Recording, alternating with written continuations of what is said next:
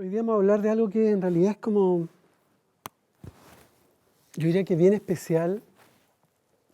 Probablemente habría que hacer una preparación previa, porque en el fondo la ciencia oficial habla que hay 5 sentidos, y Steiner y un grupo de colaboradores posteriores propone 12 sentidos. Y claro, uno puede leer incluso los 12 sentidos y encontrarlos, sí, qué interesante, me los puedo memorizar, me los puedo aprender. Pero yo diría que sin ánimo de ser, no tengo mucho espíritu de andar adulando a la gente, es realmente conmovedor acercarse al tema de los 12 sentidos. Porque cuando uno se conecta profundamente con eso, se da cuenta que de verdad somos seres espirituales viviendo una experiencia terrenal. Y que en el fondo somos probablemente entre sobrinos y ahijados de los dioses, pero andamos por ahí. O sea, el ser humano es una arquitectura física, emocional, mental, francamente extraordinaria. Lo que quiero, mi intención ahora es, me pidieron que habláramos de los sentidos del medio, que son los sentidos que tienen que ver con la percepción, ahí les voy a explicar bien, pero la percepción del entorno. Pero igual no quiero dejar de pasar un poco, tratar de hacer un resumen de esto de los 12 sentidos, pero llevado a esta concepción extraordinaria de que tiene un trasfondo muy profundo y francamente incluso sublime. A lo mejor yo les voy a hablar así, van a decir no les va a quedar gusto a nada, pero de verdad la intención es un poco maravillarse. ¿Ya? Vamos a empezar. El mismo Steiner tiene este poema que a mí me parece muy atingente y extraordinario con respecto al tema de los sentidos. Dice, la persona madura tiene una organización tal que la luz con sus efectos físicos se detiene en el ojo, en tanto que penetra al interior del organismo únicamente, y esta palabra es clave para lo que vamos a hablar, la representación de la luz impregnada de sentimiento. En cambio, cada crepúsculo de sangre del cuerpo, cada corpúsculo de sangre del cuerpo del niño y la niña parece como si se excitara físicamente por la luz. Yo creo que aquí hay dos conceptos que me parecen fundamentales. Primero, que todo lo que tiene que ver con los sentidos, en el fondo tenemos órganos de sentidos que captan la realidad, y al captar la realidad generamos interiormente, palabra clave, representaciones. Y esas representaciones nos llevan directamente a sentir emociones y sentimientos. Y eso es tremendamente importante, porque, me voy a hacer un pequeño adelanto, va a depender de la calidad de los estímulos que expongamos a nuestros niños y a nuestras niñas, las representaciones que construyan en su cerebro y la calidad de sentimientos, emociones y sensaciones que aprendan a percibir. Un niño, ¿no es cierto?, que vive en una ciudad grande y se lo pasa en el mall, obviamente va a tener una percepción de la realidad y se va a estructurar de una manera bastante distinta que un niño o una niña que vive en el campo, que vive en el bosque. Y eso es muy importante entenderlo porque estamos siendo nosotros responsables directos de eso. Y el segundo punto es que los niños y las niñas están en un momento de su vida tan abierto, ¿no es cierto?, que no necesitan los sentidos que nosotros necesitamos para sentir, porque ellos son enteros un órgano de percepción total y absoluto. Quería partir con eso. El ser humano y los sentidos, entonces, según la antroposofía, el yo humano tiene dos posibilidades de conectarse, de tener dos tipos de experiencias. Una con lo suprasensible, que el yo, propiamente el yo humano, en que directamente se conecta con los mundos superiores, con lo espiritual, y el mundo sensible, nuestro mundo, en el cual se va a conectar gracias a los órganos de los sentidos, pero además con algo bien importante, con una verdadera multiplicidad de los dominios sensorios. Y es por eso que el ser humano es un órgano de los sentidos, porque está diseñado para percibir cada uno de los posibles matices que tiene nuestra realidad. Y entonces la pregunta es ¿por qué? Y ahí empieza esta historia como extraordinaria, de entender de que en realidad esto no es al azar, no somos una máquina, no tenemos ni una posibilidad de ser seres terrenales como habitualmente nos maneja la publicidad, o incluso habla la medicina alopática, incluso la psiquiatría. No somos mentes en un cuerpo. Si es por eso necesitaríamos 4 sentidos, necesitaríamos los 5 sentidos básicos y punto. No, tenemos un diseño biológico de tal magnitud de características que es la única forma que un ser espiritual pueda habitar más o menos la materia y sostener esa condición, esa experiencia, esa vivencia. Porque tenemos miles y miles de matices dentro de los sentidos. Y por eso está en que desde la mirada antroposófica es tan interesante que no se conformaron con 5 sentidos, sino que en realidad vieron que en realidad eran muchos más. Originalmente pensaron en 10 y finalmente se terminó en 12, porque de hecho, dicho sea de paso, el tacto, que es uno de los sentidos básicos, que lo vimos en alguna charla el año pasado, originalmente no se consideraba sentido porque es muy compleja. Cuando uno entra, es muy complejo lo que significa el tacto. Igual vamos a hacer un mini repaso.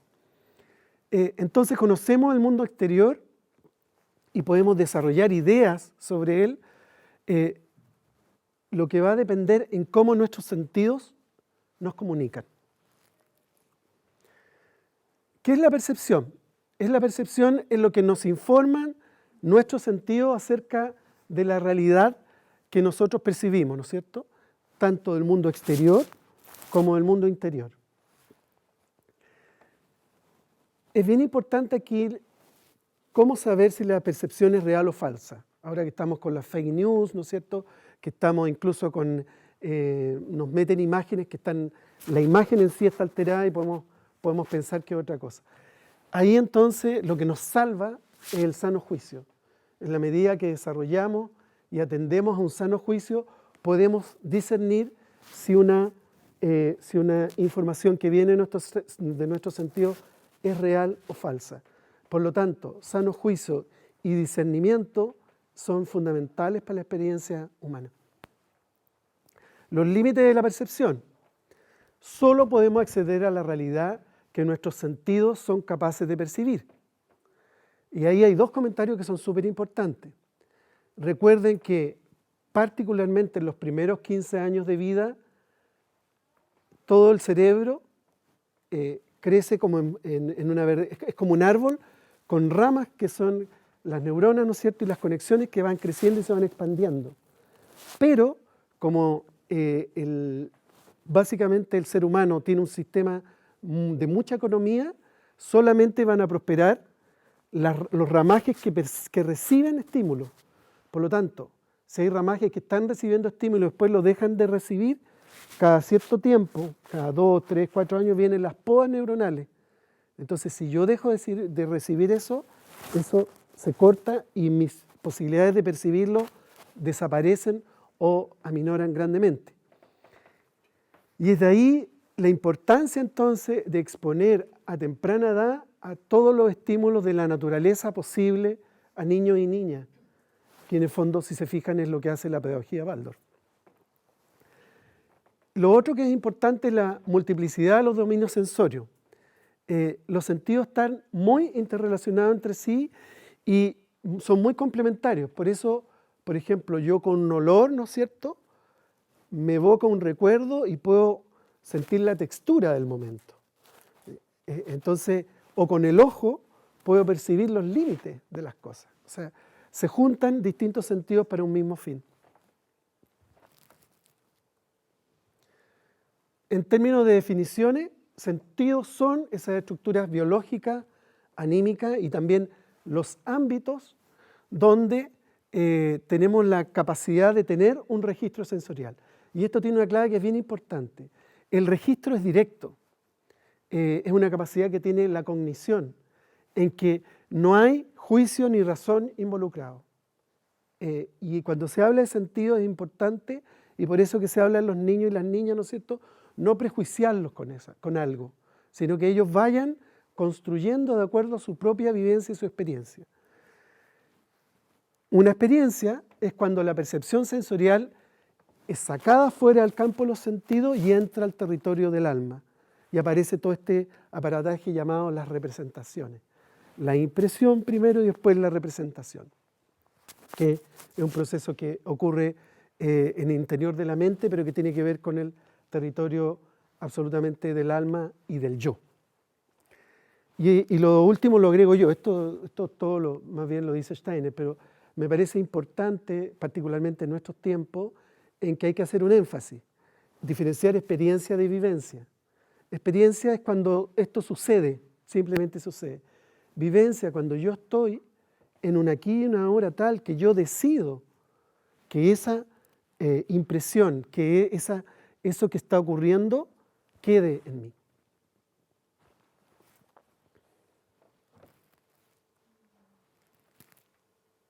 Entonces existen 3 niveles de sentidos distintos. Los primeros, que son los sentidos basales, que son los 4 sentidos que se trabajan fuertemente en el primer septenio, y que tienen que ver, ¿no es cierto?, un registro de lo que es el propio ser humano y que de alguna forma nutren la esfera metabólica motora, pero además nutren la voluntad de los niños y las niñas. Y es el tacto, que es, ¿no es cierto?, la capacidad de percibir hasta donde yo llego. Es el sentido de vida, que tiene que ver cuando yo me doy cuenta que estoy bien, que estoy con ánimo, que estoy con ganas, o cuando me doy cuenta que tengo una enfermedad, un dolor, una dolencia, o estoy sin ánimo. Y eso, el de movimiento propio, que tiene que ver con tomar conciencia de la posición en que está mi corporalidad. Ya nosotros no andamos con el brazo para allá, ¿no es cierto?, ni la cabeza chueca, y nos damos cuenta y corregimos. Ahora, este es un sentido bien interesante porque es fuertemente inconsciente, ya que yo, para hacer un movimiento, si lo hago en cámara lenta me puedo dar cuenta, hay una serie de músculos que van cambiando antes que yo me dé cuenta si yo quiero caminar. Pero para yo caminar se están activando todos estos músculos que tienen que ver con el sentido del movimiento, que está muy emparentado también con el del equilibrio, que es el que me permite tomar una postura frente a otro objeto y, por supuesto, con respecto a la Tierra, con respecto a la gravedad.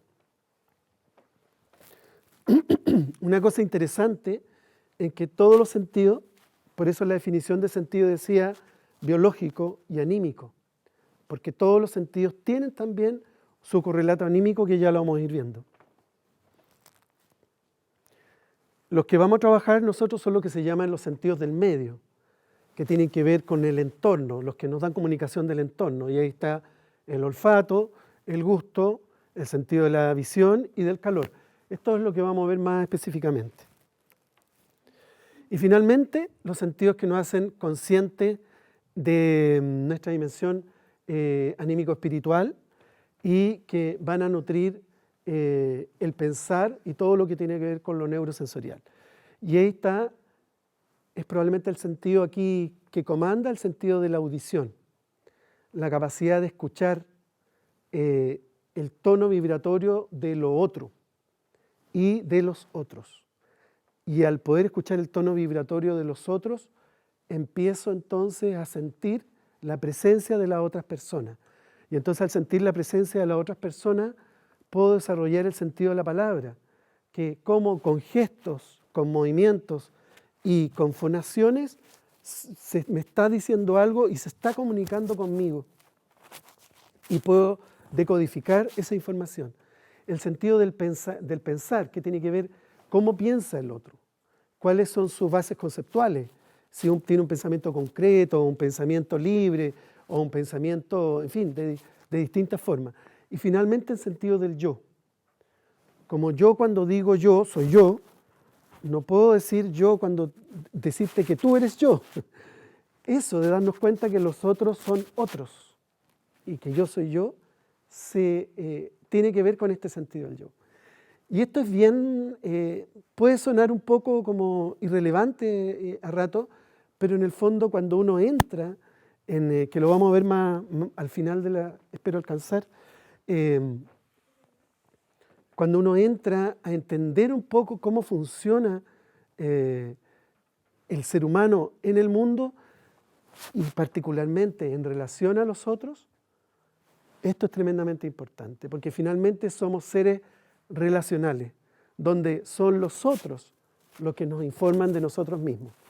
Por eso un ermitaño en la montaña finalmente se va a volver loco, y no va a poder sostener la realidad porque no le llega la información de los otros.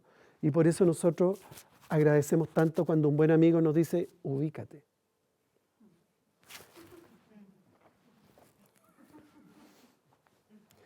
Bueno, entonces, los sentidos de intermedio o del entorno, que son los exteriores, apelan al desarrollo de los sentimientos y apelan al sistema rítmico.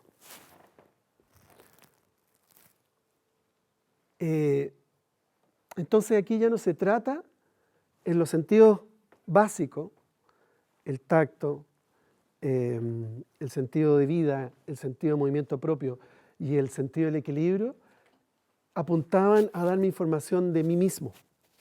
Aquí en el fondo el cuerpo pasa a ser el mundo, la realidad, lo cotidiano, lo que yo veo. Y entonces, y esto es muy interesante porque la percepción del mundo está llena de matices, está llena de cualidades que finalmente lo que pretenden son despertarnos categorías de emociones, sensaciones y sentimientos. Y en ello entonces actúan dos palabras clave, la simpatía y la antipatía. Pero esto no tiene que ver con la simpatía y antipatía que nosotros las entendemos, ¿no es cierto?, que eres un antipático, sino que en el fondo tiene que ver con lo que me es agradable y con lo que me es desagradable y con lo que es neutro. Y en general, tanto a nivel de estos sentidos intermedios, un olor, ¿no es cierto?, que me es agradable, yo me voy a acercar, ¿no es cierto?, ahí estábamos con la Dafne, sintiendo la Dafne exquisita, o un olor de baño, ¿no es cierto?, me voy a alejar inmediatamente. Y de alguna forma los niños, estos sentidos se imbrincan, y si bien los sentidos basales son los más importantes en el primer septenio, ya obviamente que están apareciendo estos sentidos, los intermedios. Para los superiores sí que ya se necesita que haya un yo presente y ya probablemente a finales del segundo septenio los sentidos superiores empiezan a operar tímidamente y en la adolescencia ya más fuertemente los que les mencioné como sentidos superiores.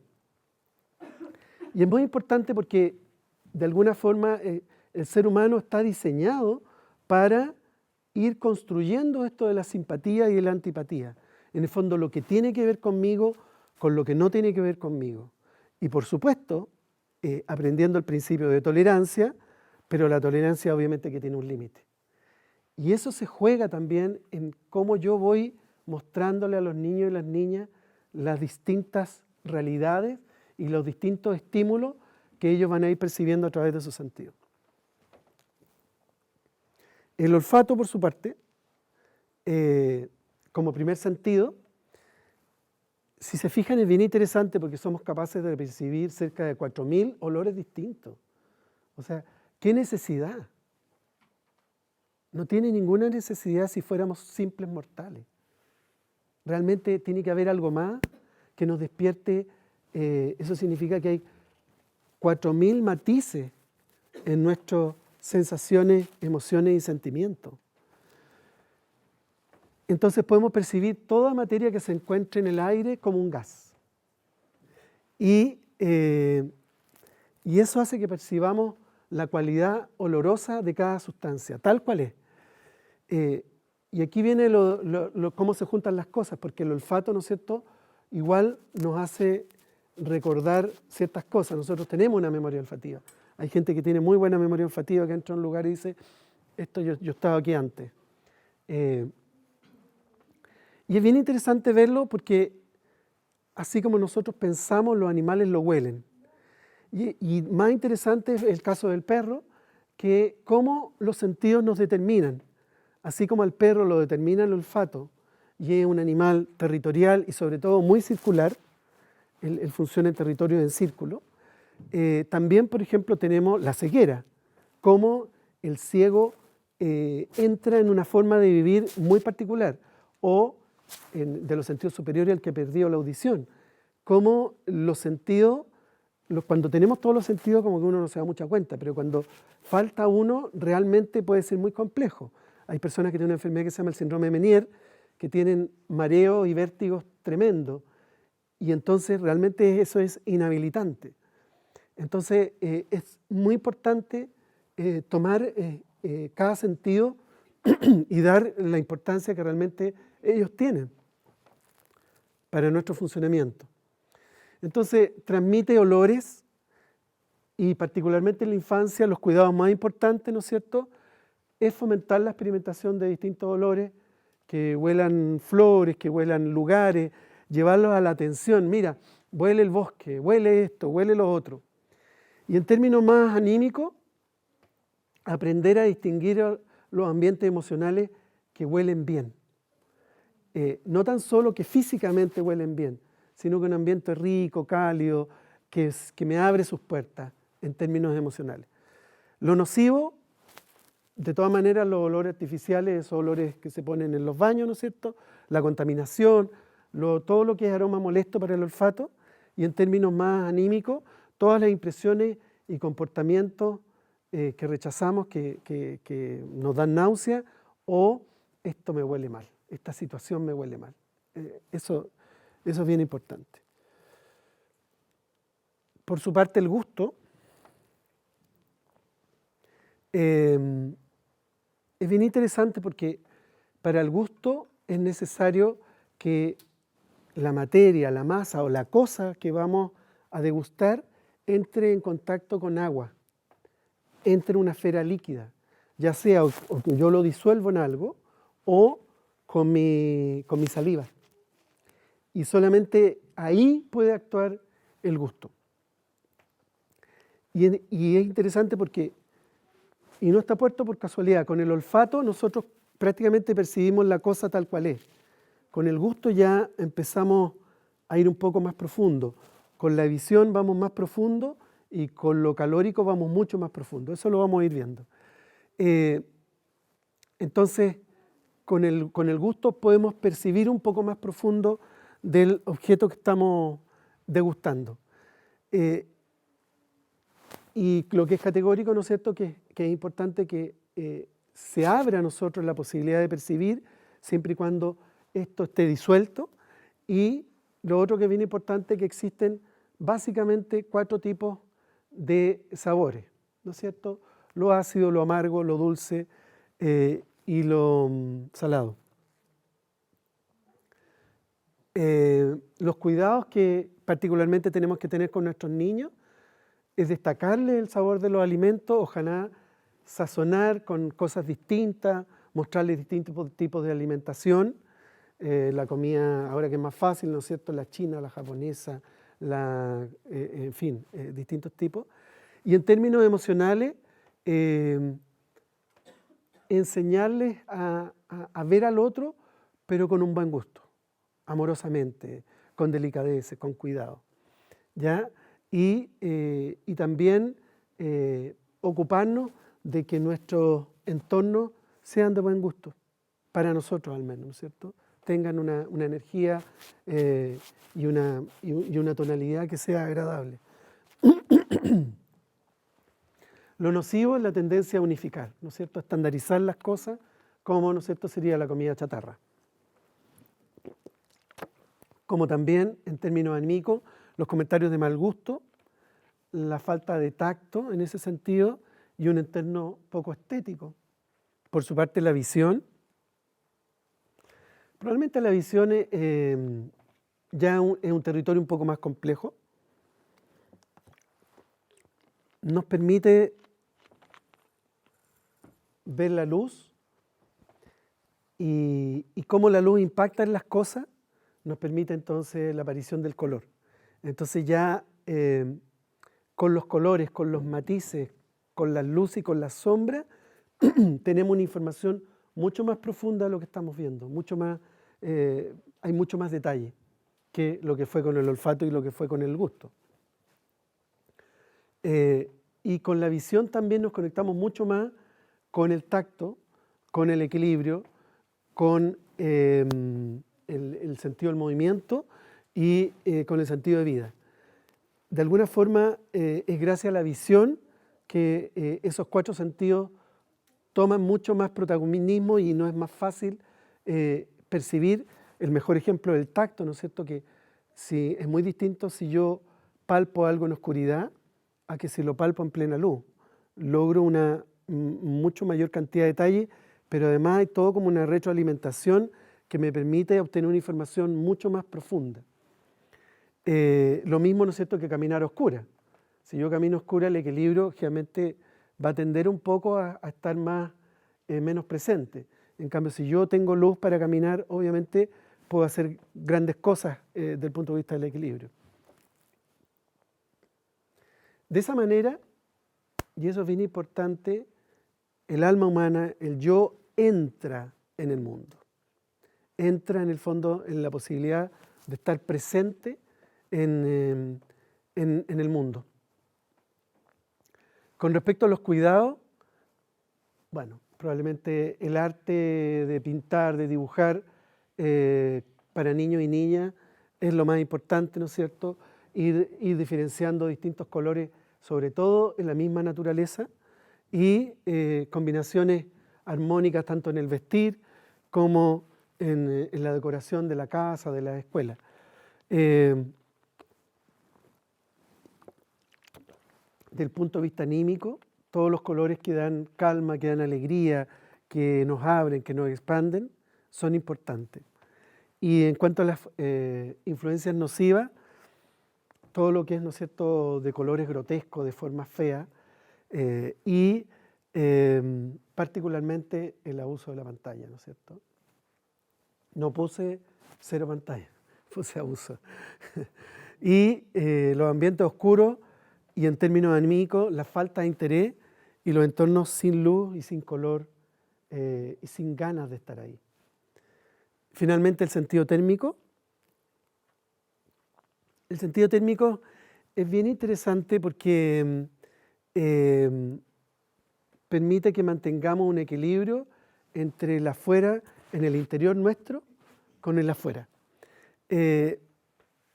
Desde esta mirada de los 12 sentidos, el sentido térmico no es tanto para decir que eso está frío, sino que siempre es en relación a. Si yo tengo la mano helada y la pongo en hielo, ¿cómo está? Está bien, los dos están helados. En cambio, si le pongo la mano en agua caliente y la pongo en el hielo, voy a decir, vaya que está frío, o en algo menos frío. O sea, es un sentido relacional. Y así como es sentido relacional en términos de lo térmico, es importante entonces porque también permite diferenciar y como una cualidad, ¿no es cierto?, todo lo que es el calor anímico. Particularmente en la primera infancia y en el primer año de vida, una de las características más importantes que tiene la maternidad es dar calor, cobijo y protección. Y ese calor es físico y anímico. Y aquí el sentido térmico contribuye mucho en eso. Y para eso también hay que cuidar los órganos de percepción del calor de tal manera de evitar el sobreabrigo y en el fondo enseñarle a los niños y a las niñas la regulación, la autorregulación con la vestimenta adecuada. Y lo negativo, ¿no es cierto?, en términos físicos, son las habitaciones muy sobrecalentadas, el exceso de ropa y en términos anímicos, la cordialidad exagerada, la frialdad. En términos más profundamente anímicos de los sentidos, es interesante porque tanto, como decíamos, hemos dicho, los sentidos inferiores operan desde que el niño nace y eso se ve en el momento del parto. Cuando el niño nace, y es tomado, lo primero que ocurre es que él se siente vivo, siente que está vivo, por lo tanto aparece el sentido de vida. Luego es movido, ¿no es cierto? Se sale de la vagina de la mamá, idealmente, ¿no es cierto?, se lleva hacia el vientre de la madre. Ahí está el sentido del equilibrio. Se lo ponen en el regazo de la madre, ahí está el tacto. Y es muy bonito porque cuando en partos naturales, por lo tanto el niño no tiene derivado anestésico, y tú lo pones en el vientre, los niños empiezan a trepar hacia el pecho materno. Y ahí tenemos el sentido del movimiento propio. Y bueno, interviene también el olfato, porque el niño por el olfato se va a guiar hacia el pezón. Y a veces 5, 10, 15 minutos después llega al pezón y solito va a mamar. Entonces, esos 4 sentidos parten desde el momento en que el ser humano nace. Y nos van a acompañar toda la vida, pero se entremezclan, ¿no es cierto?, como ya vimos, desde el mismo nacimiento con los otros sentidos, que tienen mayor, los intermedios aparecen mucho más en el segundo septenio. Y paralelamente a esto, ¿no es cierto?, aparecen los últimos 4 sentidos que finalmente lo que hacen es educar, y si son bien guiados, el interés o el desinterés por el mundo. Por eso en el fondo los niños vivos, que tienen ganas, que tienen una atención amorosa para la realidad, frente a los que son más apáticos, abúlicos, que no están ni ahí con nada. Y eso fuertemente está influenciado por los sentidos, porque fueron ellos los que fueron abriendo distintos canales de percepción, de impresiones y de representaciones a nivel del alma y a nivel mental, ¿no es cierto?, que permiten finalmente, ¿no es cierto?, que tengamos una relación afectuosa y empática con la realidad y con el mundo.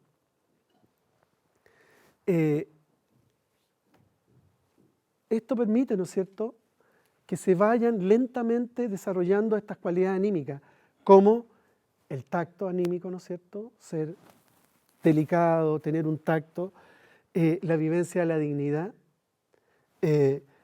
todo lo que tiene que ver con la atenta escucha, con aprender a escuchar, la sensación de paz, la relación del color con lo anímico, el percibir una situación que no me tinca, que huele mal, y tener una experiencia amarga, por ejemplo.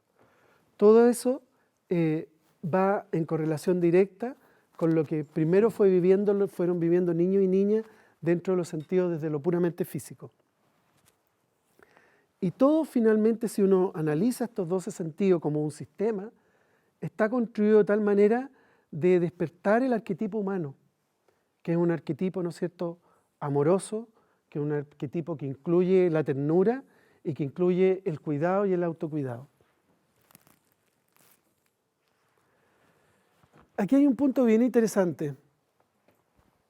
La educación Waldorf en particular, y las maestras y maestros Waldorf, en su formación se le da mucha importancia a la presencia de este ser misterioso que es el ángel, que por supuesto no tiene ningún correlato con religión alguna, sino que es una imagen arquetípica que muchas personas han vivenciado directa o indirectamente, ya sea en sueño, o como muchos maestros y maestras les ocurre, que cuando tienen alguna situación con un niño o niña, se conectan con el ángel, van al sueño y al otro día tienen mucha más claridad. Y esto es bien interesante porque esta relación con este ser, en la medida que los niños tienen un día, una vida diaria armónica, va a permitir que el niño entre en un sueño profundo y adecuado. Y eso significa que de alguna forma lo que ocurre es que la vivencia del día se digiere emocionalmente al dormir. Por lo tanto, si yo le doy una buena vivencia, va a tener una buena digestión. Si yo le doy una vivencia inadecuada, alterada, con sobresaltos, con gritos o con, en el fondo, como decíamos el ejemplo en delante, lo llevo al mall o le pongo la pantalla, la digestión va a ser más compleja. Entonces, la relación con el ángel de la guarda, que es un poco como quien vela y vigila que el ser del niño, conduce a que el ser del niño se vaya modelando su corporalidad de acuerdo a la forma específica en que él viene a ser a este mundo. No sé si se entiende, pero este punto es bien delicado. Es como que en el fondo, si bien es el propio niño en que en la noche amasa su corporalidad futura, amasa su mundo emocional futuro, amasa su voluntad futura, hay unas manos que lo están guiando. Y si ese proceso no se hace de alguna forma con esta entrega que tienen los niños y niñas en la noche, es más complejo, más difícil para el ángel acompañarlo. Por lo tanto, en el fondo también los niños que tienen problemas del sueño, es bien importante trabajarlo hasta, aunque nos demoremos lo que nos demoremos, hasta lograr que mejore claramente su manera de dormir. Por este punto que es muy delicado, pero es muy importante y que de alguna forma se imbrinca también con los 12 sentidos. Así como hablábamos de que cada sentido tiene una cantidad de matices increíbles, ¿no es cierto? Tiene, ¿para qué decir la vista? ¿Para qué decir lo que decíamos del olfato? Por lo tanto hay un propósito detrás, que es misterioso, pero parece ser que es un gran propósito. Aquí también es importante cómo esta presencia ayuda a que se vaya construyendo el ser humano del futuro, que en el presente es niño o niña. Cuando eso ocurre, simplemente por el sentido de vida, yo empiezo a tener una mejor relación con lo espiritual. Pero con lo espiritual es lo más amplio de la palabra espiritual, con lo trascendente. Si el niño de pequeño ha sido cuidado de esa forma, el adulto va a poder entrar al bosque, ¿no es cierto? Y va a sentir, ¿no es cierto?, un recogimiento profundo. Va a poder ir a la cascada y va a poder establecer una relación con la naturaleza que va a ser directa, de corazón a corazón. Porque desde chiquitito fue en el día contenido por la familia y en la noche, sutilmente y mágicamente y misteriosamente, fue recogido por las fuerzas espirituales. Por lo tanto, hay un conocimiento cotidiano y no, ¿no es cierto?, una interferencia brutal como están haciendo muchas veces las pantallas o las estéticas de los lugares o las músicas que a veces escuchamos. No quiero parecer como purista o pacato, no. Yo creo que las que en la cotidianidad probablemente tendremos que ir al mall, a ciertas edades tendremos que ponerle la pantalla, pero creo que es importante ir desarrollando un sentimiento de cuidado, de ir valorando, ir haciendo distinciones de lo que realmente necesitan nuestros hijos y nuestras hijas, y irlo dando de a poco. Y no, ¿no es cierto?, sacando la espada y cortando cabeza, de que no, en el fondo mi hijo tiene que ser o mi hija tiene que ser absolutamente, me lo tiene que cuidar el ángel de la guarda, como tampoco decir, esa cuestión ya, soltarlo. No, eso pasa, y esto es bien bonito porque también pasa por cómo yo adulto me autoadministro en mi vida y en mi permitirle a mi hija y a mi hijo entrar en relación con los distintos estímulos para que sus sentidos vayan teniendo experiencia y internalizándolo como impresiones y generando representaciones.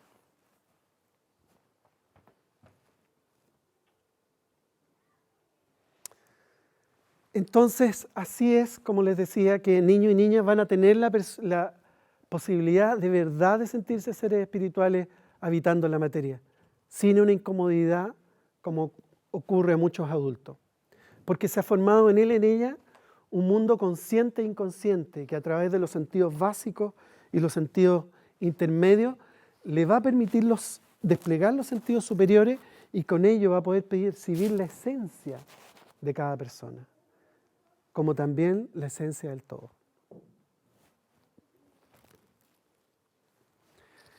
Y ahí vamos a ir ahora a tal vez un poco como tratando de develar cuáles son los propósitos de lo que tiene que ver con los sentidos. ¿Cómo estamos de hora?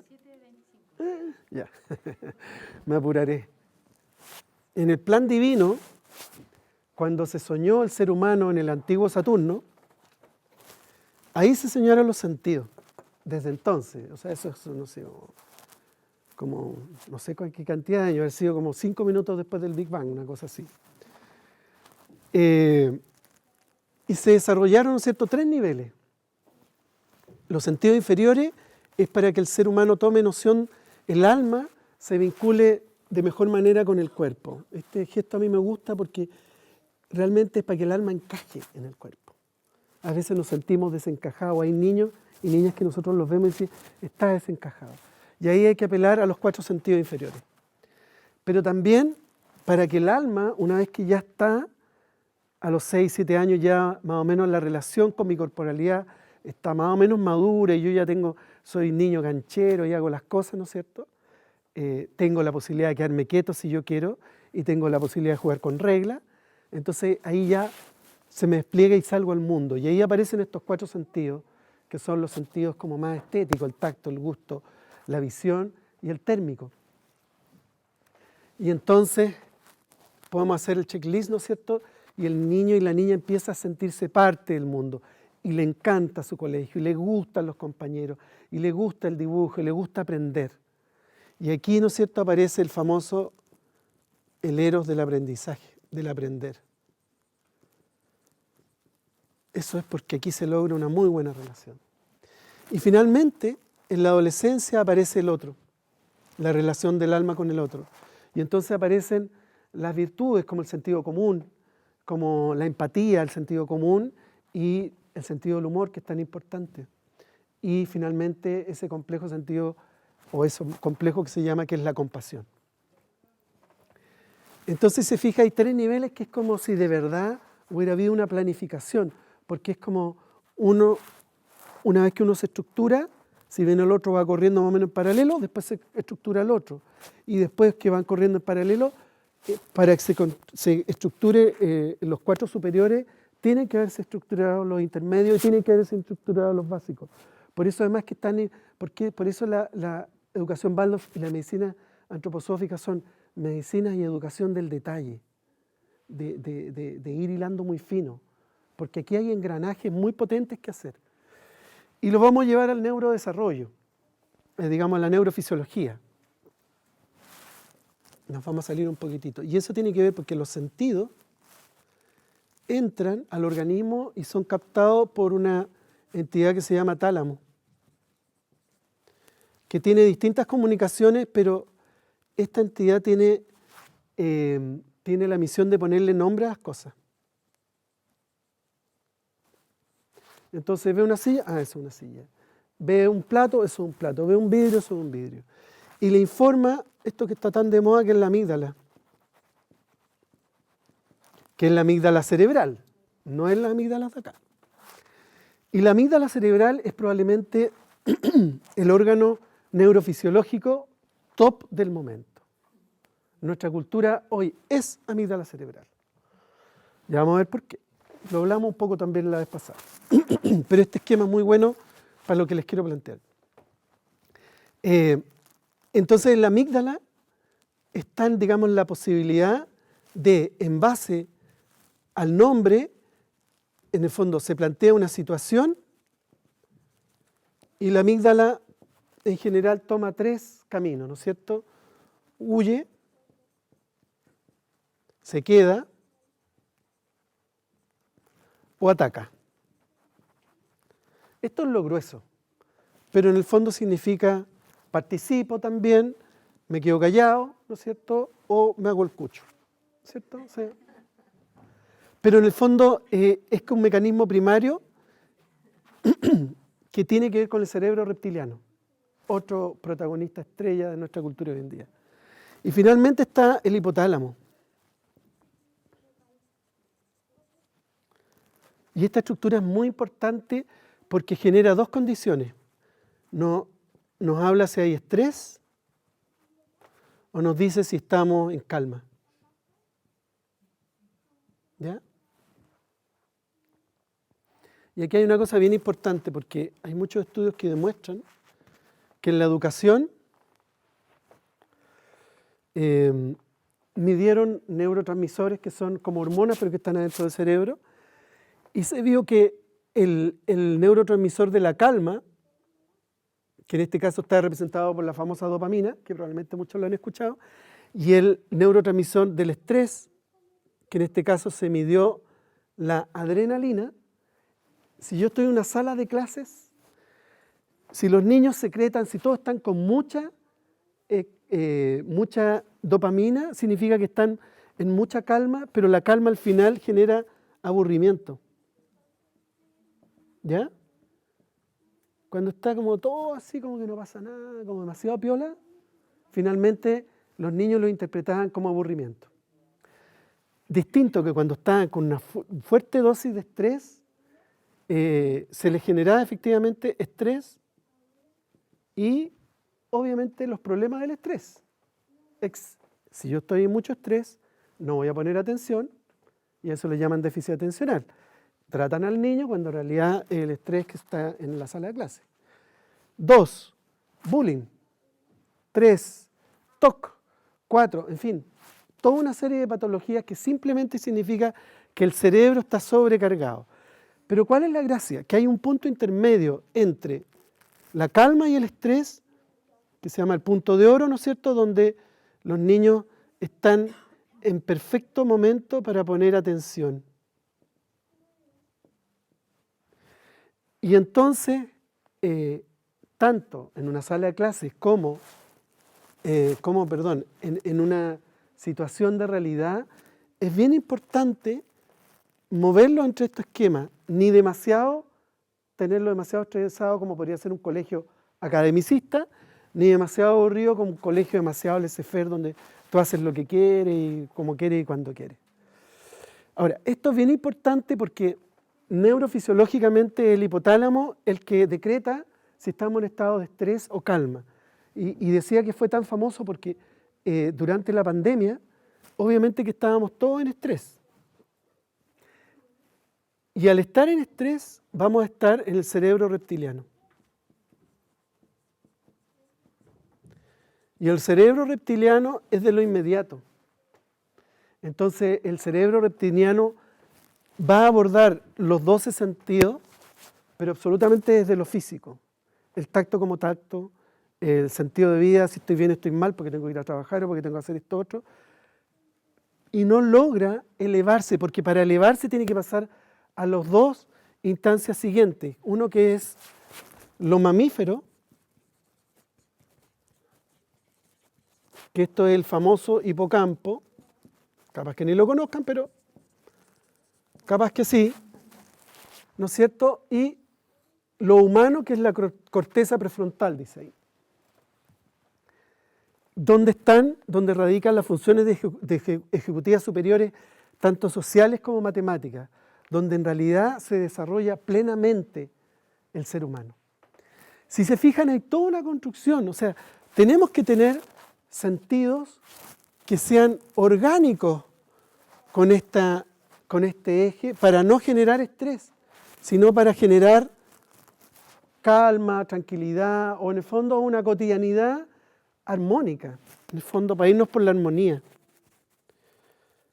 Porque de esa forma se abre el cerebro mamífero con todo lo que es mamífero, todo lo que es tribal, todo lo que es comunidad, todo lo que, oye, te apaño, nos ayudamos, nos acompañamos.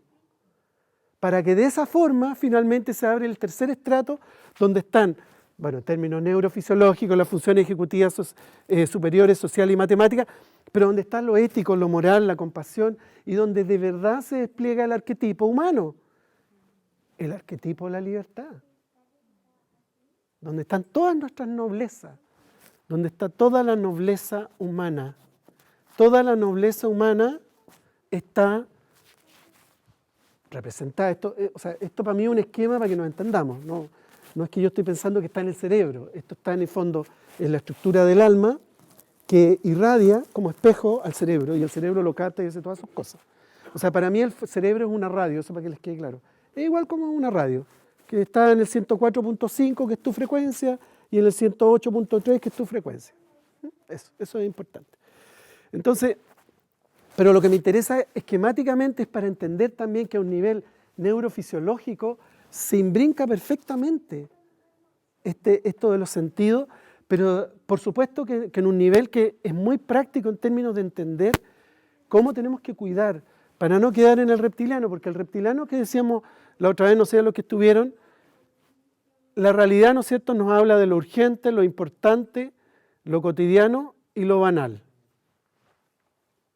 Cuando estoy en reptiliano voy a estar solo urgente y en lo banal. Cuando paso a los mamíferos ya puedo estar en lo importante y lo cotidiano. Y cuando paso a digamos, a la nobleza humana, ya se abre claramente lo trascendente.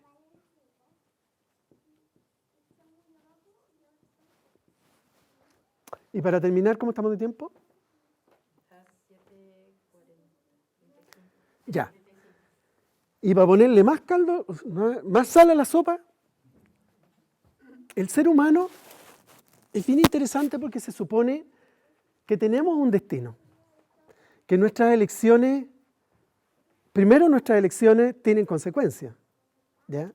O sea, yo puedo tener el mismo esquema, dos personas pueden tener el mismo esquema de adicción, pero uno es uno que se trabaja y que está fuertemente empoderado de sí, regula su adicción y la conduce a situaciones y cosas que no le hacen daño. Entonces, su pecado, ¿no es cierto?, ir a comerse chocolate. Y es adicto al chocolate como una vez a la semana, pero es como si se lo comiera 24/7. Y el otro que no está tan trabajado, que probablemente esté más en el reptiliano, bueno, no le hablé de lo que esto es bien importante, pero que estos son los focos del placer y del goce, que también es bien importante porque en el reptiliano el goce es inmediato, y no se piensa, no se elabora. Entonces, si alguien está en el cerebro reptiliano y tiene una adicción, coca, anfeta, etcétera, etcétera. Si alguien está ya en lo mamífero humano y tiene esta compulsión a la adicción, va a estar mucho más tranquilito. Y por eso lo puse aquí, porque el goce es re importante porque retroalimenta todo esto. Pero ya sería entrar en otras cosas.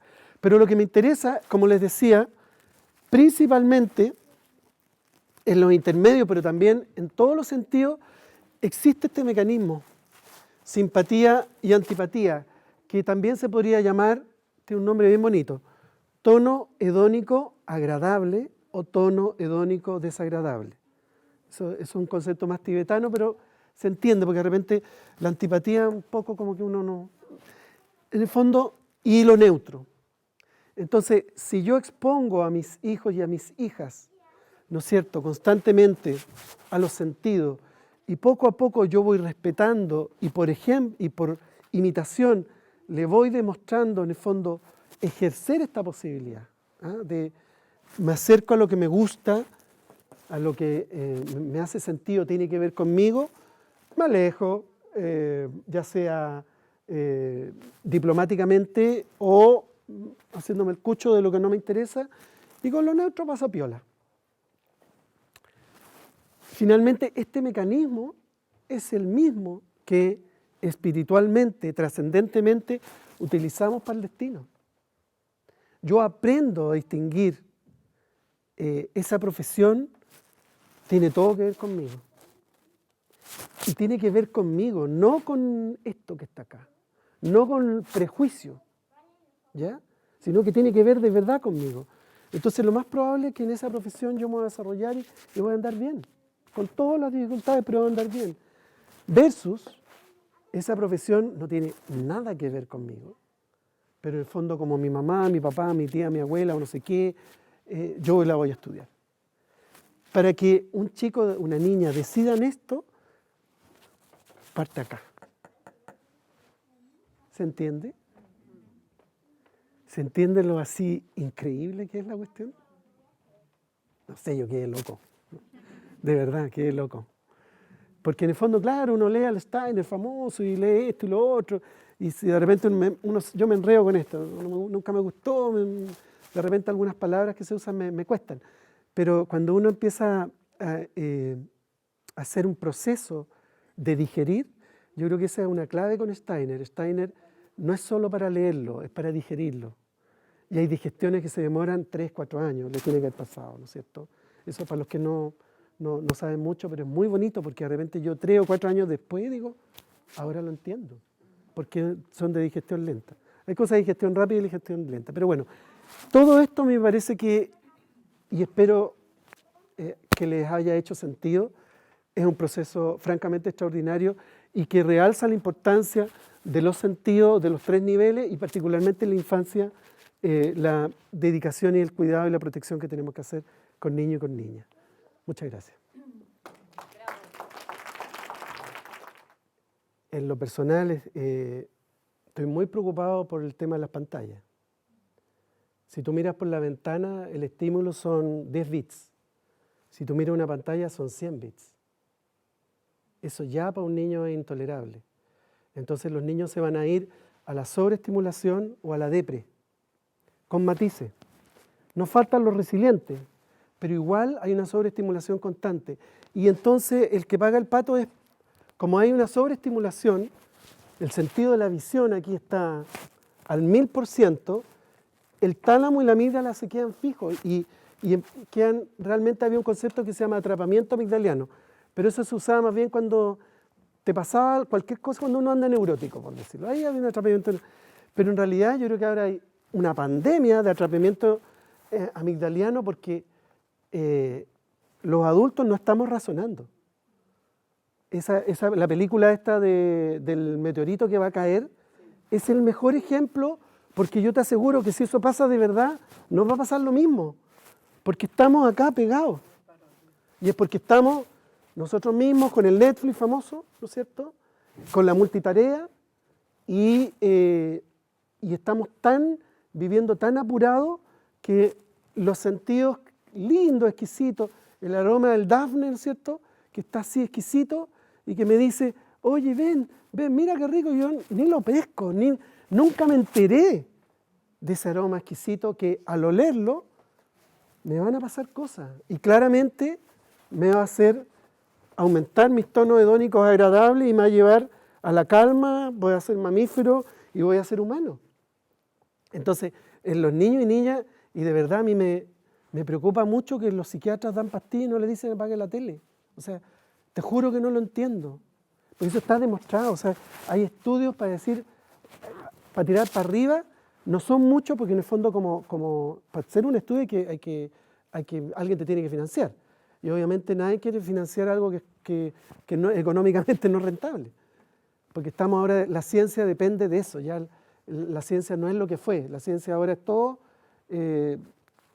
lo científicamente demostrado, pero que haya un rédito, si no, no se va a demostrar científicamente. Pero bueno, eso con los niños, los adultos, lo propio, pero en el fondo, en el mundo adulto probablemente ayuda todo lo que te lleva a la armonía y la calma, todo lo que secreta más dopamina y sobre todo oxitocina. Así, la oxitocina es la hormona del amor, lo voy a decir en esos términos, que es como lo que es más fácil en internet uno encontrar.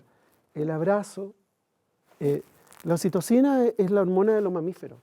Entonces, una reunión social amorosa, una conversación, un abrazo, tiempo para caminar, las amistades, el amor, el cariño, todas esas cosas van a hacer que esta situación de estrés empiece a bajar y pueda descender hacia algo más amoroso.